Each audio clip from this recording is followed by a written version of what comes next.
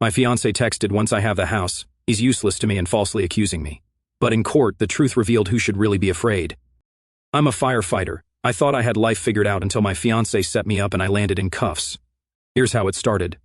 My name's Damien Voss. I fight fires for a living. That means running into buildings everyone else runs out of, dragging people through smoke so thick you can't see your own boots, and pulling down ceilings with a pike pole while the place is collapsing on top of you. It's not glamorous, but it's real. When the sirens shut off and the smoke clears, you don't get applause. You go home smelling like ash and hope your gear dries before the next shift. You'd think dating someone would be easier than dragging hose lines up 4 flights of stairs. Turns out I was wrong. Serena Vale was my fiancée. On paper, she checked every box. Smart, funny in her way, great at making herself the center of attention. She knew how to light up a room when she wanted to. The problem was, she also didn't know how to turn it off. She always needed to be seen, admired, validated. And when people looked at me with respect, firefighters get that kind of nod in public, the one that says, "This guy's solid." I swear I could feel her jaw tighten.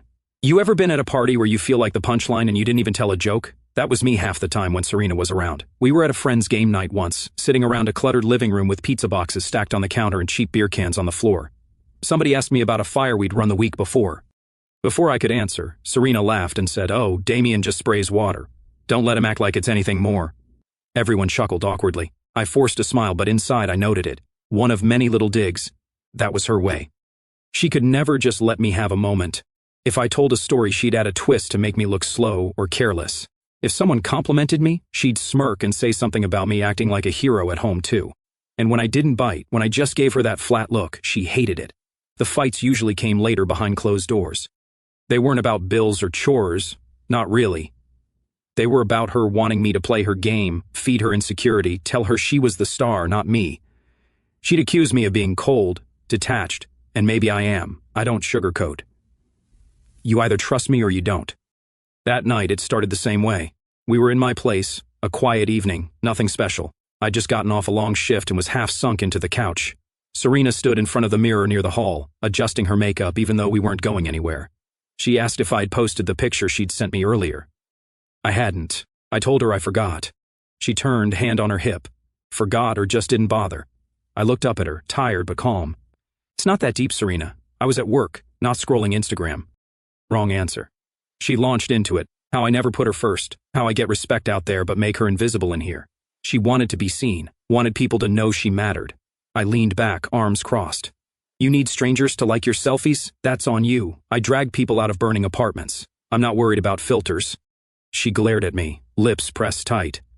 The silence stretched. I added, "If you want a PR guy, go date one. I'm not signing up for that role." That's when she really snapped, not screaming yet, but her whole face shifted. She started pacing, arms waving, throwing out words like selfish, arrogant, ungrateful. I let her go, answering every few lines with something short and sharp. Arrogant? No, just honest. Ungrateful? I bought the house, paid in full. You're welcome. Every sarcastic reply I gave just wound her tighter. She wanted me to blow up, match her volume. I didn't. I've stood in rooms with flames rolling across the ceiling. I'm not raising my voice over a tantrum. At one point, she grabbed her phone off the counter and set it near the edge of the coffee table. Screen angled up just enough to catch the room. She figured I wouldn't notice. A thin red glow from the record UI pulsed on the TV's reflection. Recording. I didn't call her out, not then. I just clocked it, added it to the growing file in my head of Serena's moments. She was still pacing, still venting about how she deserved more, how she'd wasted her time with me. I cut in, calm as ever. "Serena, you want a crown? Go buy one. Amazon's got free shipping. But stop pretending I'm the villain because I don't clap every time you breathe." She froze, staring at me like I'd just slapped her. Her eyes narrowed. That's when I saw it, the switch flip, that look she gave right before she went from pouty to dangerous. I didn't know it yet, but that was the moment she decided to light the match on everything. The fight didn't die down like I thought it would. Normally, Serena would blow up, storm off to the bedroom, slam a door or two, and then reappear half an hour later with that wounded look she'd perfected. Not this time. She stayed in the living room, circling me like a lawyer grilling a witness. "Why don't you ever admit you're wrong?" she snapped, pacing across the carpet. "Because I'm not wrong," I said, keeping my voice even. Her eyes narrowed. "You think you're untouchable out there? You play the hero, but in here you're nothing, you're selfish." "Careful," I cut in, deadpan. "You're about to run out of adjectives." That did it. She froze for a second. Then I watched her face twist into something sharp. It wasn't just anger anymore, it was calculation. Serena took 2 quick steps toward the coffee table, grabbed her phone and swiped the screen. Suddenly my own voice filled the room, or at least it sounded like me, barking, "You don't matter. I don't need you." The audio clipped in and out. The background hum changed, but unless you listened closely, it was convincing enough. She stood there, arms crossed, watching my reaction. "You've been editing our arguments?" I asked flatly. Her chin lifted, just proving what kind of man you are. I laughed once, short and humorless. "You really need a hobby." She didn't like that answer. She needed me to panic. Instead, I leaned back on the couch, arms crossed, and waited to see what else she had planned. That's when she moved to the shelf by the wall and grabbed the heavy glass vase my grandmother left me. It had sat there for years, untouched, with fake flowers sticking out of it. She raised it shoulder high and hurled it against the drywall. It shattered, glass spraying across the hardwood, shards skittering under the couch. She turned back to me, breathing heavy, eyes wild. Then with one smooth motion, she dragged her manicured nails down her forearm. Thin red lines rose instantly, enough to bead but not gush. "Are you kidding me right now?" I asked, staring at her. She tilted her head, her expression flipping from rage to fear so fast it was almost comical. "Stay away from me," she shrieked, stepping back, her voice cracked in just the right places, trembling like she'd practiced. I stood slowly.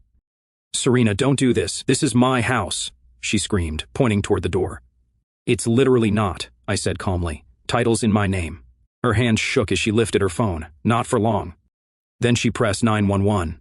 I didn't stop her. I just stood there, arms loose at my sides, listening as she delivered an award-winning performance to the dispatcher. Her voice dripped with panic, shaky breaths between sentences. "My fiancé just snapped," she sobbed into the receiver. "He threw a vase at me. He's screaming. I'm bleeding. I don't feel safe." I closed my eyes for a second, breathing slow. The sheer audacity of it almost impressed me, almost.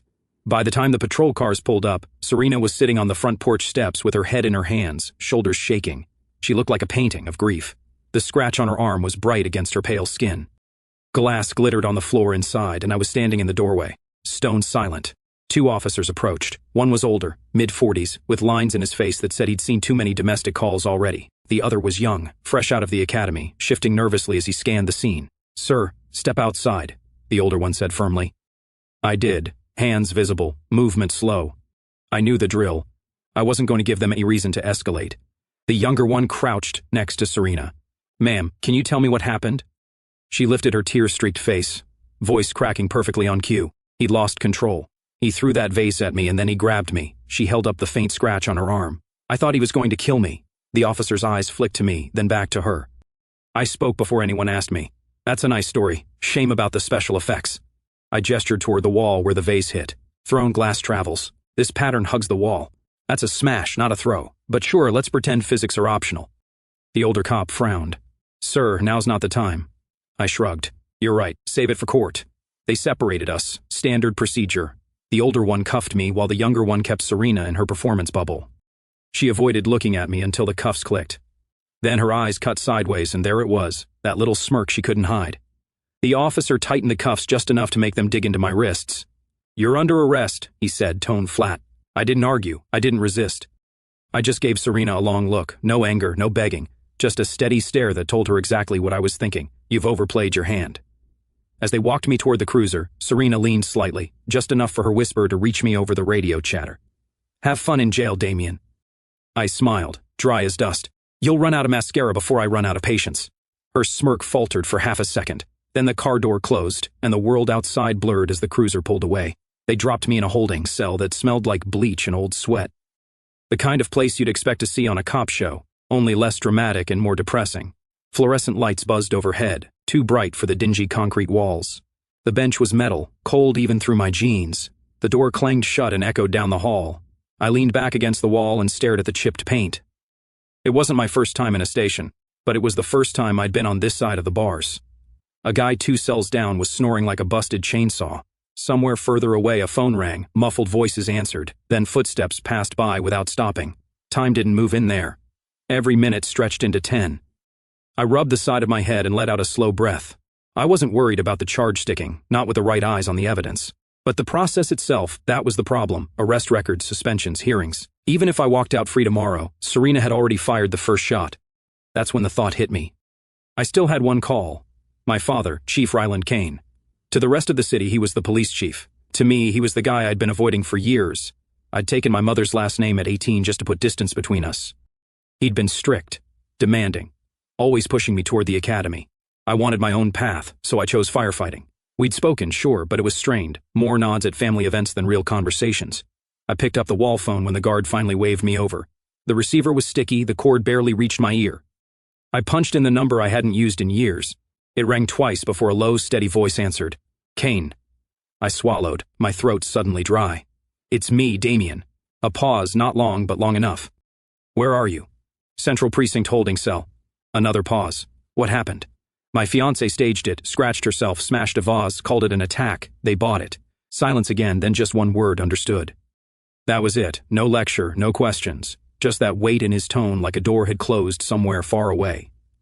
I'm not asking for a favor, I said quickly. I need this handled right. You'll hear from me soon, he said.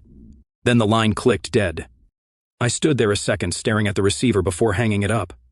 My father never wasted words. He didn't need to. If he said he'd move, he'd move. Hours stretched.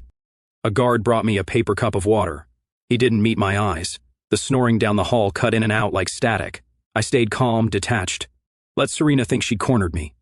Let her enjoy her little victory lap because I knew what she didn't. This wasn't over, not even close. The door buzzed and a man I hadn't seen before stepped in. Tall, maybe mid-40s, shirt sleeves rolled up. No nonsense in his eyes. He carried a slim notebook and a pen.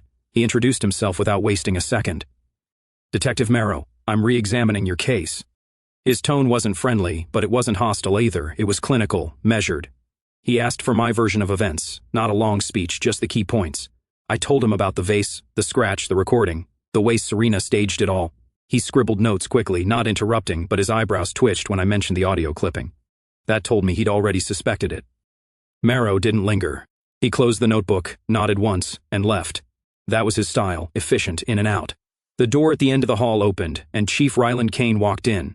He wasn't in uniform, just a dark suit, tie knotted perfectly, coat buttoned, but you didn't need the badge to know who he was. The entire room seemed to align around him. Younger officers stiffened. The desk sergeant sat up straighter. Even the buzzing lights felt quieter. That's what years of command does. Presence alone fills the room. He didn't come storming in. He didn't slam his fist on the desk. That wasn't his way. He walked calmly to the duty sergeant, voice steady. He'd already recused himself from decisions and kicked a review to an outside unit, Marrow's, so nobody could claim he tilted the table. I reviewed the arrest report, he said. I didn't see any documentation about the glass shards. Were photos taken of where they landed? The sergeant's face tightened. I'll need to check, Chief. You do that, Ryland replied evenly. Because glass thrown at a wall breaks differently than glass smashed against it. It's basic evidence. He turned to the younger officer, Hayes, the one who'd cuffed me. And you? Did you examine the injury?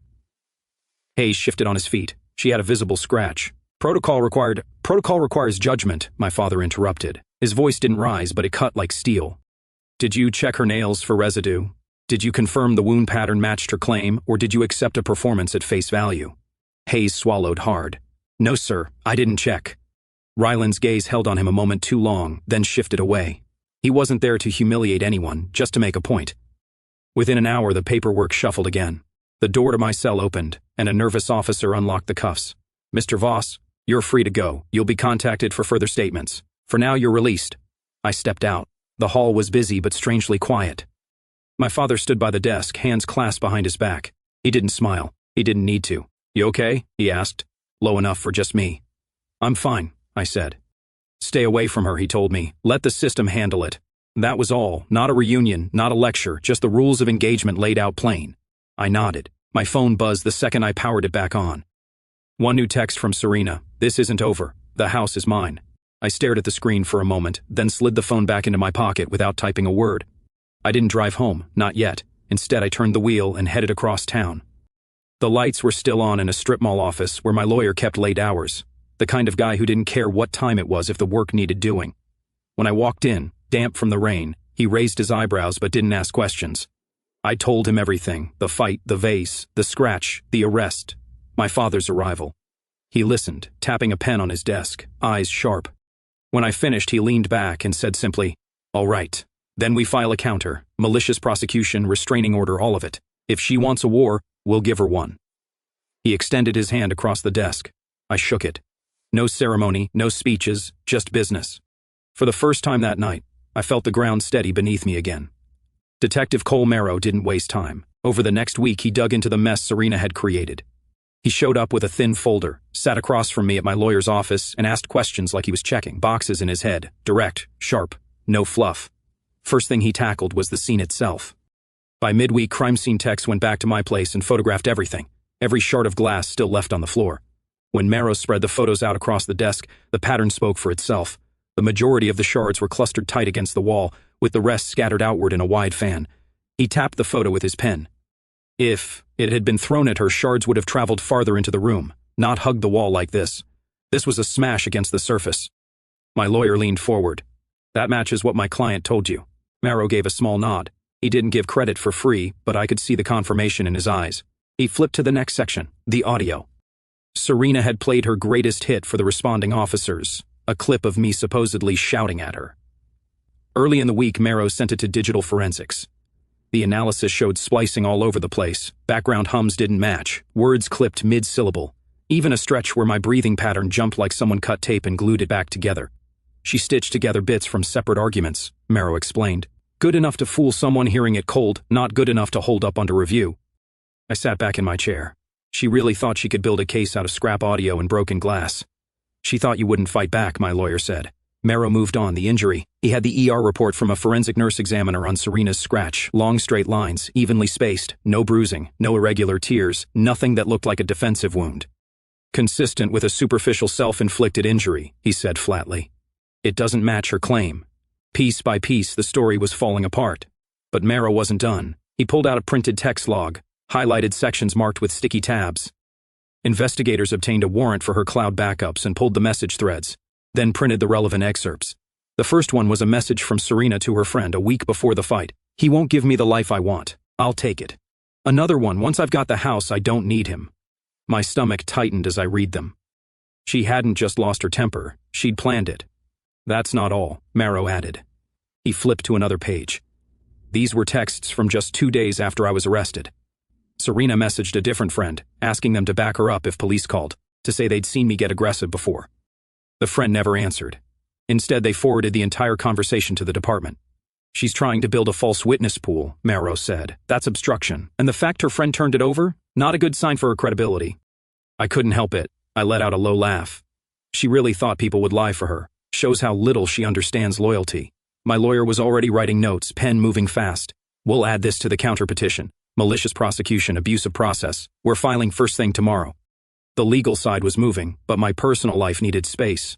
I couldn't stay in my house, not with everything circling. So I rented a small one-bedroom near the station. Nothing fancy, air mattress on the floor, a couple of plastic drawers, a coffee pot. Simple, but it was mine, and more importantly, it was quiet.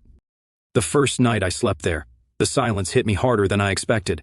No Serena clattering around in heels, no constant hum of her music in the background, no arguments waiting to happen. Just stillness. A few nights later, I met my father for dinner at a diner halfway between my rental and the precinct. He was already there when I arrived, sitting in a booth, tie loosened but posture straight. We didn't hug. We didn't even shake hands. We just slid into our seats like two men who'd finally stopped pretending the other didn't exist. We ordered simple burgers, coffee, fries. The waitress kept giving my father quick, nervous glances like she recognized him but didn't want to admit it. He ignored them. For most of the meal, we didn't talk much. He asked about the station, about my shifts. I asked about my mother. It wasn't warm exactly, but it wasn't cold either. It was steady, familiar, the kind of silence that didn't press down like a weight. When the plates were cleared, he finally said, "You were right to call me." I didn't want to, I admitted. "I know," he replied simply. "But you did." That was it, just acknowledgement. That was enough for me. The next morning, my lawyer filed the paperwork, a counter-restraining order against Serena, plus claims for malicious prosecution and defamation. He explained it in plain language. She wanted to paint you as dangerous. We're showing the court she's the one abusing the system. Judges don't like being used. Meanwhile, Detective Marrow kept working. He told me he'd be interviewing neighbors. That's when Mrs. Thompson, the older woman 2 houses down, gave him exactly what he needed. She'd been on her porch the night of the fight and overheard parts of it through her open window. She was yelling, Mrs. Thompson said in her statement. Then I heard glass break, but then her voice changed. She went from angry to suddenly crying like she was acting. It didn't sound real. Coming from a neighbor with no reason to lie, that detail carried weight. It wasn't just me saying Serena put on a show. someone else had heard the shift too. Marrow summarized it all later at my lawyer's office. Broken glass analysis, doctored audio, self-inflicted injury, incriminating texts, failed witness tampering, and now a neighbor confirming her performance. The file was getting thicker by the day, and not in Serena's favor. Sitting there watching Marrow close his notebook, I realized Serena's whole strategy was collapsing under its own weight. She'd thought lies stacked high enough would look like truth. Instead, every piece of evidence was pointing straight back at her. I felt steady again. This wasn't just defense anymore, it was offense. In our state, you don't need a marriage certificate for a protective order. Dating partners qualify. The following week we went to family court. When I walked in that morning, it felt like an arena. Serena was already there, dressed for the performance, head to toe white like some innocent saint dragged through misery, hair curled, makeup flawless, expression carefully set into fragile sadness. If I didn't know her, I might have bought it. She sat with her lawyer, chin lifted, whispering like she was royalty waiting for her subjects. I took my seat at the respondent's table with my lawyer beside me. Detective Marrow sat a row back, arms folded, thin notebook on his lap. He didn't need to say anything. His presence alone carried weight. When the judge entered, Serena immediately dabbed at the corner of her eyes with a tissue as if tears were already threatening. Her lawyer stood and launched into an opening statement about a young woman living in fear and an explosive fiancé with a dangerous temper. Every word was tailored for maximum drama. When it was our turn, my lawyer kept it simple. The evidence will show that Miss Vale fabricated the incident, staged injuries, and attempted to weaponize this court to seize property she has no legal claim to. No theatrics, just facts. Then came the testimony. The forensic tech went first, explaining how the audio Serena provided had been spliced together from multiple recordings. He played sections side by side, one with my supposed shouting, another with the identical background hum, proving they'd been cut from the same argument and rearranged. Serena shifted in her chair, eyes flicking nervously. Next was the glass analysis. Photos were displayed showing the shards scatter. The tech explained calmly, an object thrown at a wall produces a different distribution pattern than one smashed directly against it. The evidence aligns with the latter. Serena's lawyer tried to poke holes, asking if maybe shards could bounce differently. The tech just shook his head. Physics doesn't lie. Then came Mrs. Thompson, the neighbor. She walked slowly to the witness stand, small handbag clutched in both hands. Her voice was steady as she described hearing Serena yell, then glass break, then the sudden switch to fake sobbing. It sounded rehearsed, she said simply. Serena rolled her eyes so hard it was visible across the courtroom. She leaned toward her lawyer and muttered something loud enough for the judge to look over the rim of his glasses.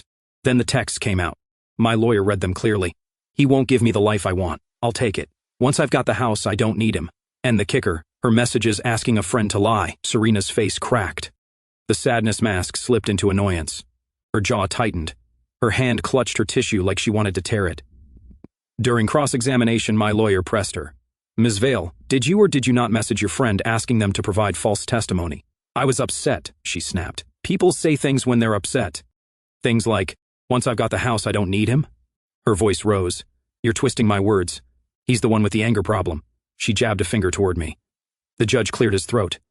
Miss Vale, control yourself. But she didn't. Why is everyone acting like he's some saint? He thinks he's better than me because he runs into burning buildings. What about me, huh? What about what I deserve? That was it. The courtroom, silent until then, shifted. Even her own lawyer looked like he wanted to sink through the floor. The judge rapped his gavel once. Enough. I've heard sufficient testimony. He took a moment, flipping through his notes, then looked up. Ms. Vale, your petition for a restraining order is denied. The evidence demonstrates a pattern of fabrication and manipulation. Mr. Voss's counterpetition is granted. You are prohibited from contacting him or approaching his residence, which he retains exclusive use of during these proceedings. Serena's mouth fell open. That's not fair. He's lying. They're all lying for him. The judge cut her off. One more outburst, Miss Vale, and I'll hold you in contempt. She slammed back into her chair, arms crossed, glaring daggers at me across the room. When court adjourned, I stood and gathered my things calmly. My lawyer leaned in, murmured, that went about as well as it could. Detective Marrow gave a small nod from the back row, satisfied. Serena stormed out first, heels clacking hard against the tile. I followed a few minutes later. Outside the courthouse, the air was sharp, the kind of cold that bites through your coat. She was waiting near the steps, arms crossed, eyes blazing. As soon as I stepped through the doors, she hissed at me under her breath. Don't think this is over. I'll make you pay for humiliating me. I stopped, looked her dead in the eye, and said evenly, You did this to yourself. She flinched just for a second before her expression hardened again. Then she spun on her heel and stalked off down the sidewalk. the image of entitlement dressed up as indignation. I didn't watch her go. I just walked to my car, calm, steady for the first time since that night in my living room. It felt like the tide had shifted completely. The criminal side moved fast once the family court hearing wrapped. Serena thought she could drag things out, but Merrow's file left her no room. The DA considered charges, filing a false report, perjury tied to her sworn affidavit, and tampering with the recordings. When the DA laid it all out, her lawyer pushed her toward a plea deal. She fought it at first, said she wanted a trial, said she'd destroy me in open court, but even she had to see the wall closing in. The evidence wasn't just solid, it was airtight. In the end, she pled guilty to filing a false report. The bigger charges were dropped, but she still walked out with probation, mandatory counseling, a heavy fine, and, worst of all for her, a permanent criminal record. That last part cut deepest. Serena thrived on image, on being seen as flawless. Now every background check, every job application, every nosy neighbor could see the truth. The fall was fast. One day she was smirking on the courthouse steps. The next, she was sitting in a near-empty apartment she could barely afford. The civil case came next. My lawyer hit hard: malicious prosecution, defamation, emotional distress, property damage. Normally these cases can drag out for months, but Serena didn't have the fight left in her. She settled out of court, paid damages, cut me a check big enough to cover most of the legal bills, everything but the last invoice, and signed a non-disclosure agreement that locked her mouth shut for life. If she ever mentioned me publicly again, the penalties would ruin her financially. That was the end of her control. She couldn't touch me, couldn't talk about me, couldn't even spin her version of the story anymore. Silence was her only option, and silence killed her more than any verdict ever could. Word got around anyway. Friends who once loved being in her orbit stopped answering her calls.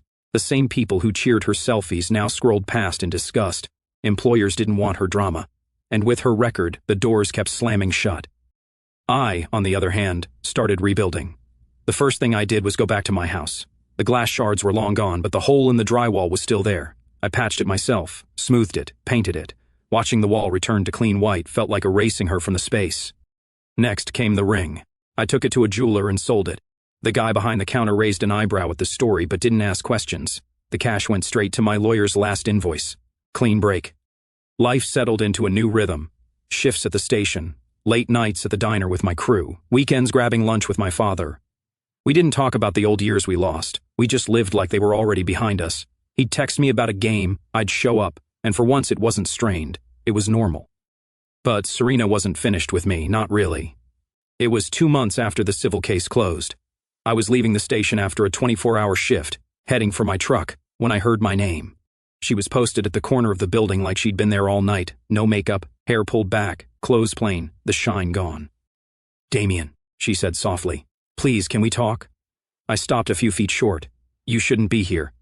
I kept my distance and lifted my phone so the station clock and her face shared the frame. "You're violating the restraining order," I said evenly. I stepped into the bay, told my captain, and called the non-emergency line. They logged it and pulled the exterior cam clip. I texted the report number to Merrow and my lawyer. Paper, not heat. "I know," she rushed out. I need to tell you I'm sorry. I was scared. I was jealous. I didn't know how to handle it." I let the silence work. She wrung her hands, eyes darting, then took a half step closer. "We can fix this," she said. "Start over. Forget everything. Just give me another chance. Please." Her voice cracked, real this time, not the rehearsed kind. I looked at her a long moment and shook my head. "You tried to bury me. You didn't just lie, you weaponized it. You went after my house, my career, my freedom. You don't come back from that." Tears welled. She reached for my arm. I took a step back. "You're not hearing me," I said steadily. "We were done the second you chose betrayal over honesty." "I don't recycle garbage, Serena."